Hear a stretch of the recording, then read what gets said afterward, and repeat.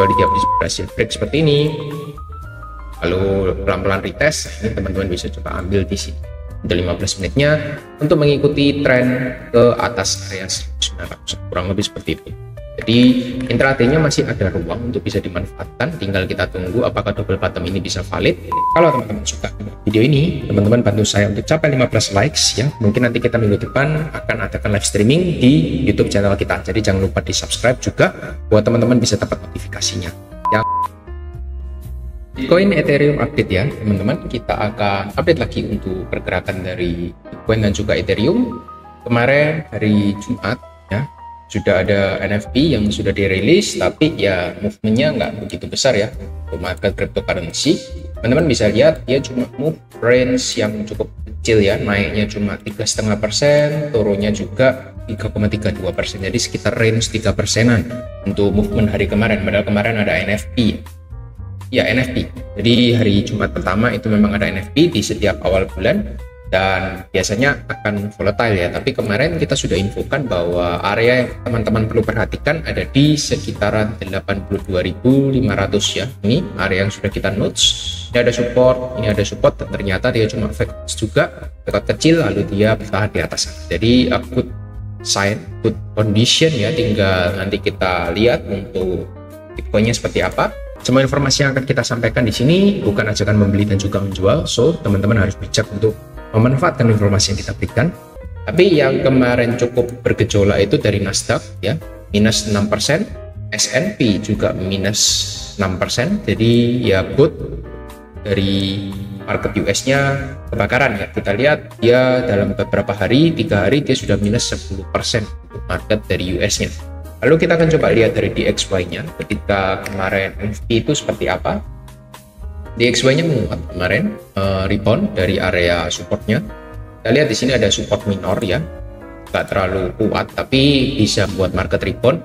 Jadi ekspektasi kita untuk DXY-nya bisa menguat dulu sebelum lanjut turun lagi. Itu yang bisa kita ekspektasikan.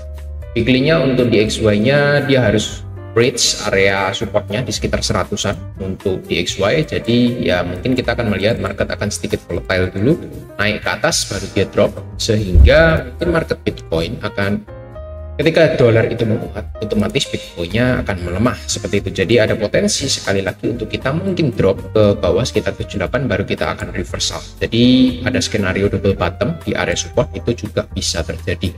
Jadi teman-teman bisa persiapkan diri untuk Bitcoinnya, melihat dari DXY-nya yang ada potensi untuk menguat lagi sedikit ke atas, dan Bitcoinnya juga otomatis juga ada potensi untuk mengalami penurunan seperti itu.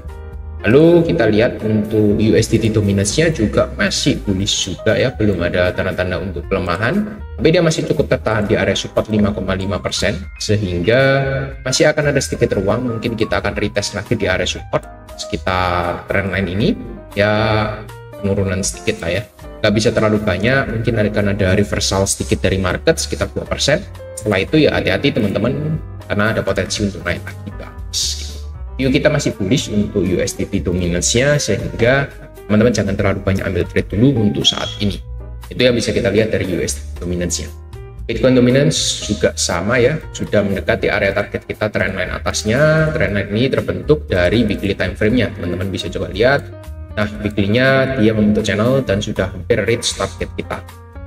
Hopefully setelah reach, dia bisa langsung drop ke bawah, sehingga untuk alts-nya juga bisa dapat nafas untuk kembali melakukan rebound yang seperti itu.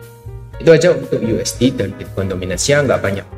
Bitcoin-nya teman-teman bisa lihat, yang mau ambil intraday hati-hati, karena movement-nya satu, ini hari weekend. Yang kedua, teman-teman nggak punya area range yang cukup lebar, cuma 85 sampai 82.500, jadi sekitar 2.500 untuk pergerakannya. Jadi ya $2.500 itu sekitar 3% ke bawah dan 3% ke atas. Jadi kurang begitu menarik untuk weekend ini kalau teman-teman yang cari scalpingan atau intraday di 15 menit untuk di Bitcoinnya. Mungkin teman-teman bisa coba make a move ke altcoinnya ya, selama Bitcoinnya masih range, berarti kita masih bisa melihat untuk altcoinnya juga akan ranging mengikuti dari tren Bitcoinnya. Cuma memang ada beberapa yang agak-agak ya, kalau teman-teman lihat ya agak-agak melawan market ya. Dari Bitcoinnya misalnya naik, dia juga bisa naiknya double atau triple dari Bitcoinnya. Itu juga banyak biasanya movement ketika marketnya lagi sideways seperti itu. Lalu kita coba move ke Ethereum. Nah, teman-teman coba lihat ya, untuk Ethereum-nya ini sama seperti Bitcoin, 1760 gold dari sana, dan sekarang bertahan di atas 1760. So next targetnya ini saya hapus dulu karena terlalu dekat. Next targetnya sih saya cuma melihat di sini ya. Ini area resisten kemarin yang gagal bertahan di atas. Jadi 1927 ini bisa jadi area resisten berikutnya. Kalau teman-teman mau ambil trade, ya mungkin ambil trade pendek sekitar 6% ke atas dengan resiko 4% sampai 5% ke bawah. Seperti itu. Jadi 1:1. Kecuali teman-teman cari di intraday mungkin 15 menit gitu ya. Nah, 15 menitnya teman-teman bisa coba lihat. Nah, ini kan masih konsolidasi ya. Jadi konsolidasi sih kurang begitu menarik, kurang begitu seksi. Kecuali dia berhasil break seperti ini, lalu pelan-pelan retest, ini teman-teman bisa coba ambil di sini untuk 15 menitnya untuk mengikuti tren ke atas area 1900, kurang lebih seperti itu. Jadi intraday-nya masih ada ruang untuk bisa dimanfaatkan, tinggal kita tunggu apakah double bottom ini bisa valid. Jadi teman-teman bisa perhatikan untuk Ethereum-nya seperti itu. Menurutku ya, untuk Ethereum ini lebih seksi dibandingkan Bitcoin untuk intraday, karena personally untuk Bitcoin untuk intraday-nya sih terlalu mepet untuk areanya ya. Mepetnya gimana? Kamu coba bisa manfaatin area ini maksimal untuk resistennya 85.000 nomor, bisa lebih. Jadi one push naik ke atas ini risk to rewardnya dengan resikonya kurang begitu oke untuk stop loss taking profitnya. Jadi lebih banyak make a move di Ethereum itu jauh lebih seksi menurut. Itu aja sih untuk intraday ya, hari Sabtu Minggu. Dan di Senin ya agak berubah lagi. Lalu potensi untuk weekly close kita coba cek di total 3 sideways. Ethereum weekly close juga masih indecision ya, masih ada doji di sana. And then Bitcoinnya juga sama ya, reject dari area supply. Nah ini yang saya takutkan itu kayak gini loh, yang tak takut. Kamu lihat ya di sini, ini dia cuma retest 50% dari candlestick merah.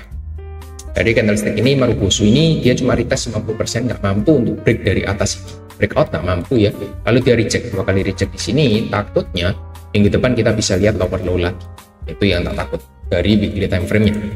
Nah, untuk monthly time frame-nya sih kalau aku lihat ini berusaha untuk holding ya 2 bulan ini. Jadi hopefully dia bisa bertahan, ranging ya, turun-turun dikit tak masalah lah, tapi cukup bertahan di sini. Mungkin bulan depan sih kalau dia bisa bertahan lagi ya kurang lebih kayak gini nanti pergerakannya, bertahan, tiba-tiba dia breakout ke atas gitu. Hopefully-nya kayak gitu. Kalau misalnya dia membentuk merah lagi lebih besar seperti ini, nah ini berarti dia ada kelanjutan pelemahan tren seperti itu. Jadi caranya teman-teman lihat itu kurang lebih seperti itu untuk time frame besarnya. Teman-teman lihat untuk anginnya itu mau ke arah mana sih? Oh, anginnya lagi mereda di monthly time frame-nya. Lalu weekly-nya gimana? Weekly-nya apa sudah mereda belum? Oh, weekly-nya ini masih cukup itu ya, masih kita lihat break retest ya ini untuk lanjut turun lagi ya, tidak usah dikejar gitu. Teman-teman yang cari long hati-hati karena sekarang sudah ada di resisten. Jadi kecenderungannya untuk daily dan 4 jamnya saya sih lebih suka untuk cari short. Kalau melihat dari anginnya, apalagi di 4 jamnya ini ada, nah ini Marubozu ini. Jadi ketika dia naik di sini, teman-teman mungkin bisa manfaatkan short dengan taking profitnya bisa agak jauh. Stop loss-nya mungkin di atas ini. Itu lebih ideal dibandingkan teman-teman harus cari long posisi seperti itu. Jadi cara manfaatnya seperti itu. Ya, mungkin nanti lain kali kita akan coba live streamingnya di minggu depan. Setelah libur lebaran itu selesai, kita akan coba live streaming untuk membahas. Kalau ada scalping yang menarik, nanti kita akan coba lihat di market seperti itu. Ya, kurang lebih itu aja. Disclaimer on seperti biasa ya. Benar, saya disclaimer dulu ya. Semua informasi yang akan kita sampaikan di sini bukan ajakan membeli dan juga menjual. So, teman-teman harus bijak untuk memanfaatkan informasi yang kita berikan. Dan kalau teman-teman suka video ini, teman-teman bantu saya untuk capai 15 likes ya. Mungkin nanti kita minggu depan akan adakan live streaming di YouTube channel kita. Jadi jangan lupa di-subscribe juga buat teman-teman bisa dapat notifikasinya yang terupdate seperti itu. Thank you semua. See you next video dan happy holiday. Bye-bye.